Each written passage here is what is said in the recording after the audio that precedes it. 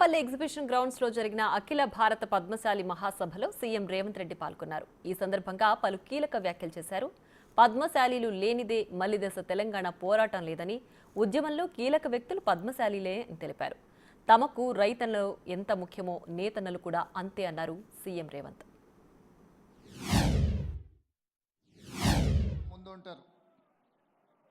దీనికి ఉదాహరణ కొండా లక్ష్మణ్ బాపూజీ గారు. ఆనాటి తెలంగాణ ప్రజలు తొలి తెలంగాణ ఉద్యమంలో తెలంగాణ రాష్ట్రాన్ని సాధించాలి అని, తెలంగాణ రాష్ట్ర సాధననే ఈ ప్రాంత బడుగు బలహీన దళిత గిరిజన మైనారిటీ వర్గాల యొక్క అభ్యున్నతని లక్షలాదిగా నాడు ఉద్యమ బాట పట్టిండ్రు. ఆ ఉద్యమ సందర్భంగా చాలామంది ఉద్యమకారులు ప్రజానాయకులైనరు, ప్రజాప్రతినిధులైనరు, ఎమ్మెల్యేలు, ఎంపీలుగా మారినరు.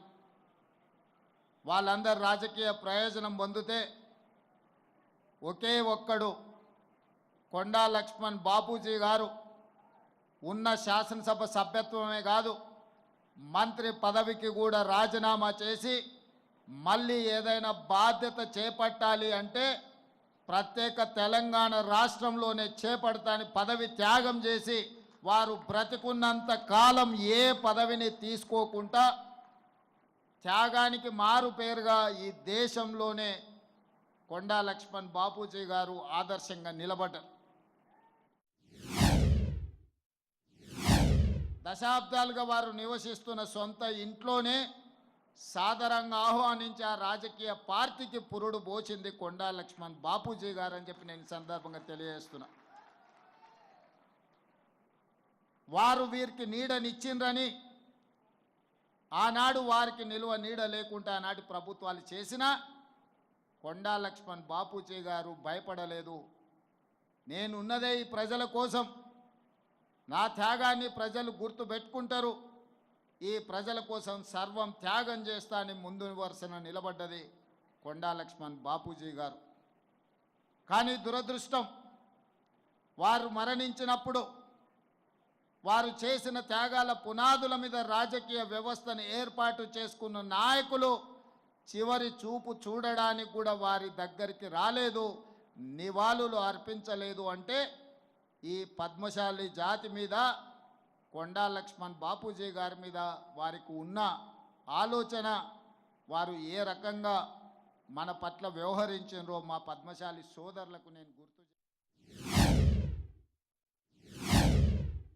అంటే తెలియని వాడు లేడు. గల్లీ నుంచి ఢిల్లీ వరకు తెలంగాణ సాధన సమితి పేరు మీద టైగర్ నరేంద్ర గారు మళ్ళీ తెలంగాణ ఉద్యమంలో ముందు బాగాన నిలబడి వారు తెలంగాణ ఉద్యమాన్ని ముందుకు నడిపించారు. వారు అలాగే ఉంటే వారి ద్వారా తెలంగాణ రాష్ట్ర సాధన జరిగితే పద్మశాలి సోదరులకు కీర్తి ప్రతిష్టలు, గొప్ప పేరు వస్తుందని వారిని సాదరంగా ఆహ్వానించి సొంత పార్టీలో కలుపుకుంటే ఆనాడు వారిని కేంద్ర మంత్రిగా మన్మోహన్ సింగ్ గారు ఆలే నరేంద్ర గారిని చేయడం జరిగింది.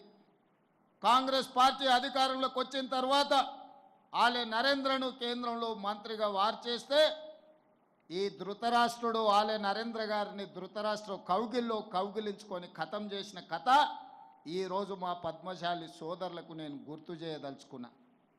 నరేంద్ర గారి పోరాటం, నరేంద్ర గారి త్యాగం లేకుండా మళ్ళీ తెలంగాణ ఉద్యమం ముందుకు జరగలేదన్నది నిజం కాదా? ఈరోజు మా నేతన్నలను కూడా అంతే ప్రాధాన్యత ముందుకు నడిపించాలని మా ప్రభుత్వ విధానపరమైన నిర్ణయం తీసుకున్నది. అందుకే ఇవాళ ఈ ప్రభుత్వం మీది, మీ సోదరుడు రేవంత్ అన్న తెలంగాణ రాష్ట్రానికి ముఖ్యమంత్రిగా ఉన్నాడు. మీకు కావాల్సిన పనులన్నీ చేయించుకోండి, చేయించుకోకపోతే అది మీ తప్పు అవుతుంది, నా తప్పు కాదు. మీరు అడిగింది ఇవ్వడం నా కర్తవ్యం. నా కర్తవ్యాన్ని నిర్వహించడంలో నేను ఎప్పుడు వెనక అడుగు వేయను.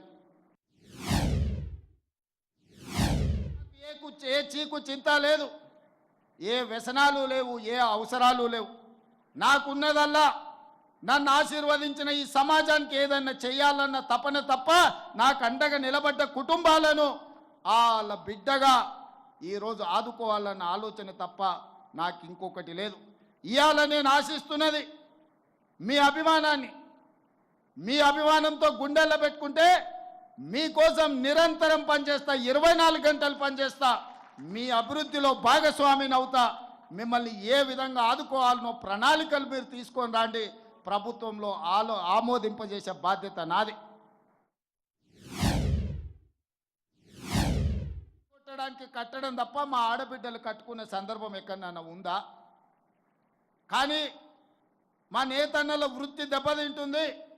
వాళ్ళకు అంతకుముందు ప్రభుత్వం ఆర్డర్లు ఇచ్చింది, ఈ ప్రభుత్వం వచ్చింది అని ఆపితే అప్రతిష్ట పాలవుతామని చెప్పి మా ప్రిన్సిపల్ సెక్రటరీ గారు, మా ఎరావత్ అనిల్ గారు, అదేవిధంగా మా తుమ్మల నాగేశ్వరరావు గారు నా దృష్టికి వచ్చారు. నేను ఆలోచన చేసిన, నిజంగానే కుల వృత్తులను, చేతి వృత్తులను అంతరించి పోనీయొద్దు, వాటిని కాపాడాలంటే ఏం చేయాలని ఆలోచన చేసి ఈ తెలంగాణ రాష్ట్రంలో 65 లక్షల మంది ఆడబిడ్డలు స్వయం సహాయక సంఘాలలో సభ్యులుగా ఉన్నారు. ఆడబిడ్డలకు ప్రత్యేకంగా చీర సారె పెట్టే సాంప్రదాయంలో ఒక్కొక్కరికి 2 మంచి చీరలను ఇద్దాం. తుమ్మలన్న 1,30,00,000 చీరలు మా పద్మశాలి సోదరులకు ఆర్డర్ ఇవ్వండి. ఖర్చు ఎంతైనా పర్వాలేదు, ఖర్చుకు వెనకాడకండి. ఆనాడు బతుకమ్మ చీరలకు 250 రూపాయలు ఖర్చు పెడితే నాకు తెలిసి ఈరోజు 500 నుంచి 600 రూపాయలు ఆ చీర మీద పెట్టుబడి పెట్టి ఈరోజు మనం 600 కోట్ల రూపాయల ఆర్డర్స్ ఈరోజు పద్మశాలి సోదరులకు ఇవ్వడం జరిగింది.